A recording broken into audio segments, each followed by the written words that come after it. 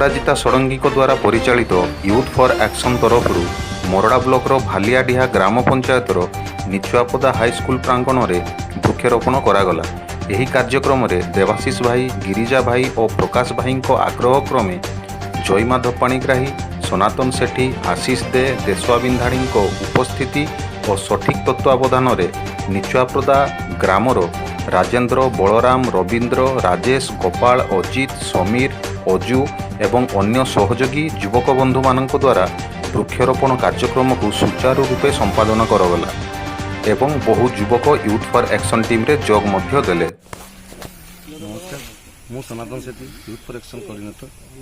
ଆଜି ମୋ ସହିତ ଅଛନ୍ତି ଜୟମାଧବ ପାଣିଗ୍ରାହୀ, ଆଶିଷ କୁମାର ଦେ, ପିଣ୍ଟୁ ଦିଗାର, ପ୍ରଦୀପ ସେଠୀ, ରାଜେନ୍ଦ୍ର ବିନ୍ଧାଣୀ, ବଳରାମ ବିନ୍ଧାଣୀ, ଅନେକ ଆସିଲେ, ମୁନା ସେଠୀ, ବିନୋଦ ବିନ୍ଧାଣୀ ତଥା ନିଚୁଆପଦାର ସମସ୍ତ ସହଯୋଗୀମାନେ ଆମ ସହିତ ଉପସ୍ଥିତ ହୋଇକରି ଆମେ ବୃକ୍ଷରୋପଣ କରୁଛୁ।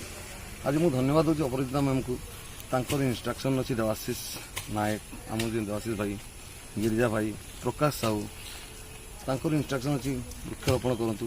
କୌଣସି ଲୋକ ଯଦି କୌଣସି ପ୍ରୋବ୍ଲେମ୍ ପଡ଼ୁଛି ତାକୁ ସାହାଯ୍ୟ ପାଇଁ ଆଗ ହାତ ବଢ଼ାନ୍ତୁ। ପ୍ରତ୍ୟେକ କ୍ଷେତ୍ରରେ ସମର୍ଥନ କରନ୍ତୁ। ଆମର ଏଇ ଯୁବାପିଢ଼ିମାନେ ଆଜି ବହୁତ ଆଗ୍ରେସିଭ୍ ଅଛନ୍ତି ଆଉ ସମସ୍ତେ ଚାହୁଁଛନ୍ତି ୟୁଥ୍ ଫର୍ ଆକ୍ସନ୍ରେ କାମ କରି ଯେତେରୁ ଯେତେ ପାରିବା ଆମେ ସହଯୋଗ କରିବା ଆଉ ସମସ୍ତଙ୍କ ହାତ ଆମ ସାଙ୍ଗରେ ଅଛି।